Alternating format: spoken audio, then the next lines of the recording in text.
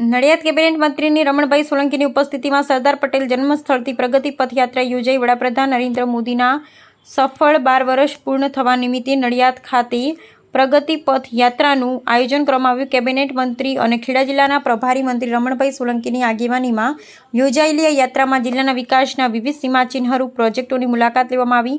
યાત્રામાં સરદાર પટેલ જન્મસ્થળ, જિલ્લા સ્પોર્ટ્સ કોમ્પ્લેક્સ, પીપલગ વન, ઉત્તર સંડા બુલેટ ટ્રેન સ્ટેશન પ્રોજેક્ટ અને પીજની કસ્તુરબા ગાંધી વિદ્યાલયની મુલાકાત લેવામાં આવી. આ દરમિયાન વિકાસના કાર્યો અને તેનાથી સમાજ જીવનમાં આવેલા પરિવર્તનોને ઉજાગર કરવામાં આવ્યા હતા. આ પ્રસંગે નરેન્દ્ર મોદીના ઇંધણ બચાવવાના સંદેશને અનુસરી તમામ મહાનુભાવો એક જ લક્ઝરી બસમાં યાત્રા પૂર્ણ કરી હતી.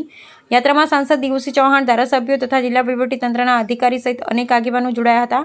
મંત્રી રમણભાઈ સોલંકીએ જણાવ્યું છે કે છેલ્લા 12 વર્ષ દરમિયાન દેશના વિકાસ અને જનકલ્યાણ માટે અનેક મહત્વપૂર્ણ યોજનાઓ અમલમાં મૂકવામાં આવી છે. આ 12 વર્ષે વિશ્વાસના, વિકાસના, જનકલ્યાણના વર્ષો છે. પ્રગતિ પથ યાત્રા દ્વારા વિકાસના ગૌરવને લોકો સુધી પહોંચાડવાનો પ્રયાસ કરવામાં આવે છે તેમ તેમણે જણાવ્યું. યાત્રાના અંતિમ તબક્કે પીજ સ્થિત કસ્તુરબા ગાંધી વિદ્યાલય ખાતે વિદ્યાર્થીનીઓનું સન્માન કરવામાં આવ્યું તેમજ વૃક્ષારોપણ કરી પર્યાવરણ સંવર્ધનનો સંદેશ આપવામાં આવ્યો.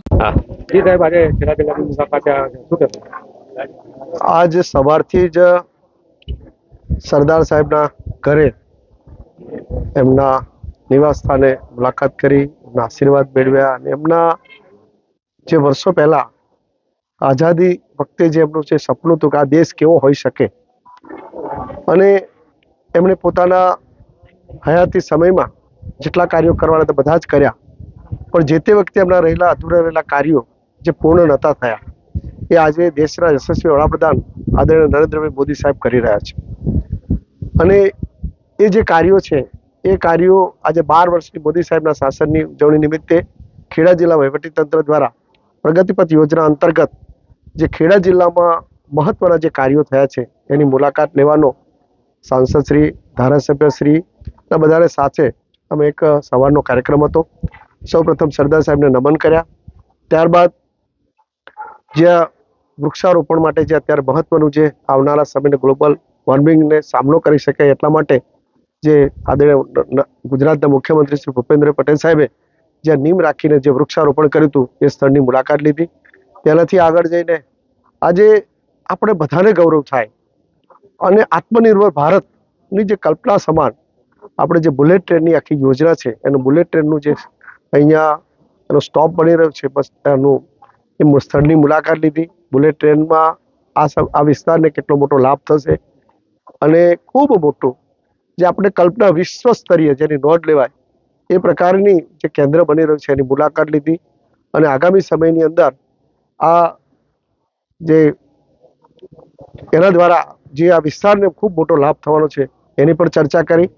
ત્યારબાદ અહીંયા જે સામાન્ય પરિવારની દીકરીઓ એ પોતાનું જીવનમાં ભણતર મેળવ્યા પછી એમાં કેવી રીતે બદલાવ લાવી શકે એવી કલ્પના સમાન આજે સામાન્ય જે મોટી જે શાળાઓ છે એને પણ જે સુવિધા ન હોય એવી આ કેજીબી જે વિદ્યાલય છે એની મુલાકાત લેતા માલુમ પડી અહીંયા દીકરીઓ પોતાના પરંપરાગત હુન્નરને પણ જાળવી રાખે, સંસ્કાર પણ મેળવે, શિક્ષણ પણ મેળવે અને સાથે સાથે એના જીવનમાં એ કંઈક નવી પ્રેરણા સાથે એ સમાજ જીવનમાં જાય એ દિશાનું આ સુંદર પણ જોવાનું મળ્યું.